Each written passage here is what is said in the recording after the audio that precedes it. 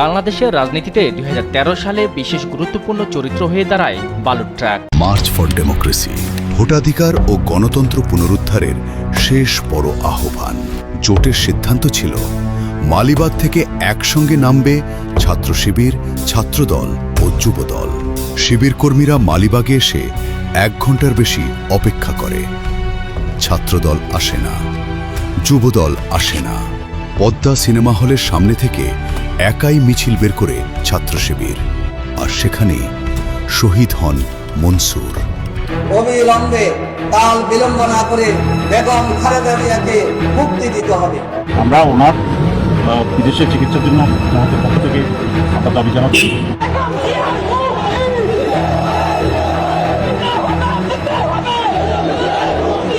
যে এরা সংস্কারের বাহানায় যদি নির্বাচনটা না হতে দেয়, বুকে হাত দিয়ে বলুন আপনারা খালেদা জিয়ার মুক্তি চাইছেন, একবার বলেন।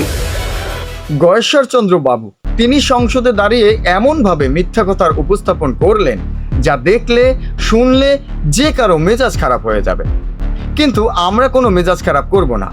আমরা এই ভদ্রলোককে ভদ্র ভাষায় খুব সুন্দরভাবে দেখাবো যে সেদিন কারা রাস্তায় নেমেছিল, কারা জীবন দিয়েছিল, আর গয়েশ্বর বাবুরা সেদিন কোথায় ছিলেন। আজকে গয়েশ্বর বাবুর মতন অনেকেই সংসদে দাঁড়িয়ে বড় বড় কথা বলেন, কিন্তু এই বড় বড় কথা বলা মানুষগুলোই একসময় গর্তের মধ্যে লুকিয়েছিলেন। গর্ত থেকে বেরিয়ে দেখলেন রাজত্ব তো এখন তাদের। তখনই সেই রাজত্ব হাতের মুঠোয় পেয়ে ধরাকে তারা এখন সরা জ্ঞান করছে। চলেন গয়েশ্বর বাবুকে দেখাই বেগম খালেদা জিয়ার মুক্তির জন্য জামাত ইসলাম কি কি করেছিল। আর আপনি যদি আমাদের চ্যানেলে নতুন দর্শক হয়ে থাকেন তাহলে চ্যানেলটি সাবস্ক্রাইব করে পাশে থাকা বেল আইকনটি অন করে দেবেন পরবর্তী সকল ভিডিওর আপডেট সবার আগে পেতে।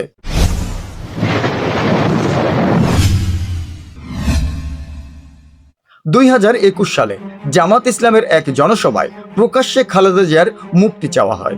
অবিলম্বে কাল বিলম্ব না করে বেগম খালেদা জিয়াকে মুক্তি দিতে হবে। সেই জনসভায় বেগম খালেদা জিয়ার শুধু মুক্তি চাওয়া হয়েছে তা কিন্তু নয়, তাকে বিদেশে নিয়ে উন্নত চিকিৎসা করানোর জন্য বিশেষভাবে দাবি তোলা হয়। সাথে সাথে তার উন্নত চিকিৎসার জন্য বিদেশ পাঠানোর জন্য কার্যকর ব্যবস্থা গ্রহণ করার জন্য আমরা দাবি জানাচ্ছি। শেখ হাসিনা দেশ থেকে পালিয়ে যাওয়ার মাত্র 1 বছর আগে মিয়া গোলাম পরওয়ার বেগম খালেদা জিয়ার মুক্তি চেয়েছিলেন প্রকাশ্যে মিডিয়ার সামনে দাঁড়িয়ে। বেগম খালেদা জিয়ার দেখার জন্য আসছিলাম, তার অবস্থায় আমরা ওনার বিদেশে চিকিৎসার জন্য আমাদের পক্ষ থেকে আমরা দাবি জানাচ্ছি।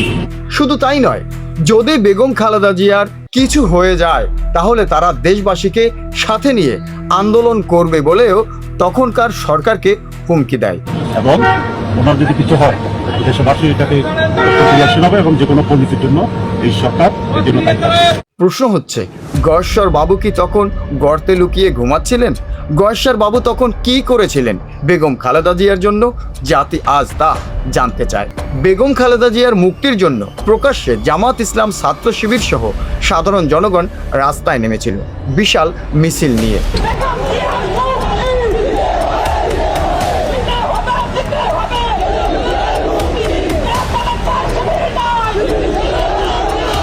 মিছিল করেই ক্ষান্ত হয়নি ছাত্র শিবিরের ছাত্র জনতা।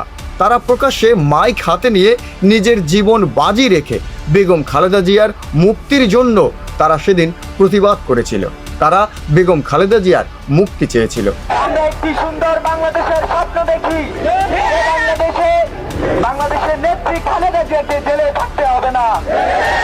চলুন এবার আমরা কিছু পেপার কাটিং দেখি।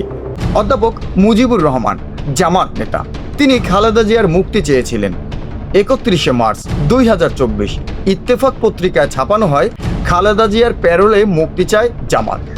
অধ্যাপক মুজিবুর রহমান আরও বলেছিলেন খালেদা জিয়ার পরিবারের পছন্দ মতো তাকে বিদেশে চিকিৎসা করানোর অনুমতি দেওয়া হোক। খালেদা জিয়ার সুস্থতা কামনা করে দ্রুত বিদেশে পাঠিয়ে উন্নত চিকিৎসার জন্য আহ্বান জানায় জামাতের আমির ডক্টর শফিকুর রহমান।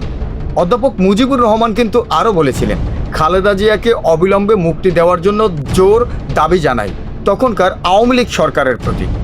এ তো গেল গয়েশ্বরচন্দ্র বাবুর প্রশ্নের উত্তর, কিন্তু আরও বড় প্রশ্ন রয়ে যায়। যখন বালুর ট্রাক দিয়ে বেগম খালেদা জিয়াকে অবরুদ্ধ করে রাখা হয়েছিল, তখন রাস্তায় বিএনপির কেউ নেমে আসেনি, সকলের ফোন সুইচ অফ ছিল। সেদিন রাস্তায় নেমে বিক্ষোভ করেছিল শুধুমাত্র জামাত ইসলাম। মার্চ ফর ডেমোক্রেসির ডাক দিয়েছিল বেগম খালেদা জিয়া। মার্চ ফর ডেমোক্রেসির এই আন্দোলনে বিক্ষোভ মিছিলে পুলিশের অতর্কিত গুলিতে জামাত ইসলামের একজন উদীয়মান নেতা সেদিন শহীদ হন, যাকে বলা হয় মার্চ ফর ডেমোক্রেসির প্রথম ও একমাত্র শহীদ। শিবির কর্মীরা মালিবাগে এসে 1 ঘন্টা নির্বিচারে ফায়ার করে। আহত হন শতাধিক শিবির কর্মী। আর সেখানেই শহীদ হন মনসুর, আশকোনার 3 নম্বর ওয়ার্ড ছাত্র শিবির সভাপতি মনসুর। এই মার্চ ফর ডেমোক্রেসির প্রথম ও একমাত্র শহীদ। মার্চ ফর ডেমোক্রেসির সেই ডাকে সাড়া দেয়নি ছাত্রদল, যুবদল সহ বিএনপির কোনো নেতাকর্মীরা। অথচ সেদিন রক্তাক্ত আহত এবং শহীদ হয়েছেন জামাত শিবিরের নেতাকর্মীরা। আজ গয়েশ্বর বাবু সহ বেগম খালেদা জিয়ার জন্য বিএনপির নেতাকর্মীদের এত দরদ, এত মায়া, সেদিন তারা কোথায় ছিল? সেদিন তারা কেন বেগম খালেদা জিয়াকে অবরুদ্ধ অবস্থায় রেখে পালিয়ে গিয়েছিল? বাংলাদেশের জনগণের উদ্দেশ্যে একটি কথা বলতে চাই, মনে রাখবেন, খালি কলস সবসময় বেশি ঠন ঠন করে, বেশি বাজে। গয়েশ্বর বাবুদের মতন চাটুকররা শুধু খালি কলসের মতো বাঁচতেই থাকে। যতদিন এই চাটুকররা বাংলাদেশে থাকবে, ততদিন বাংলাদেশের কপালে উন্নতির ছায়াও পড়বে না। তারা আজ নিজেদের মুখোশ নিজেরাই উন্মোচন করছে। স্বরাষ্ট্রমন্ত্রী সংসদের মধ্যে দাঁড়িয়েই বলছেন জুলাই সনদে তারা স্বাক্ষর করেছেন নির্বাচন আদায় করার জন্য।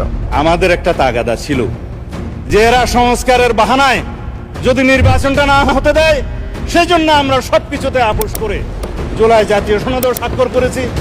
আমরা একত্রিত হয়েছি, সমঝোতা হয়েছে এবং নির্বাচনের স্বার্থে আমরা অনেক কথা বলি। জাতির সাথে এত বড় প্রতারণা করার পরেও তারা কিভাবে সংসদে দাঁড়িয়ে থাকে, কিভাবে তাদের মুখ আবার জনগণের সামনে দেখায়? সাধারণ জনগণের মনে এখন এই প্রশ্ন বারুদ জ্বালা আগুনের মতো বিস্ফোরিত হচ্ছে। দর্শক, পরিশেষে বলতে চাই, এই কথাগুলো আমাদের নয়, এই কথাগুলো তথ্য বিশ্লেষণ আর জনগণের মনের কথা। দর্শক, আপনার মনের অভিব্যক্তি কি? আপনি কি বলতে চান বাংলাদেশের এই বর্তমান রাজনীতি সম্পর্কে?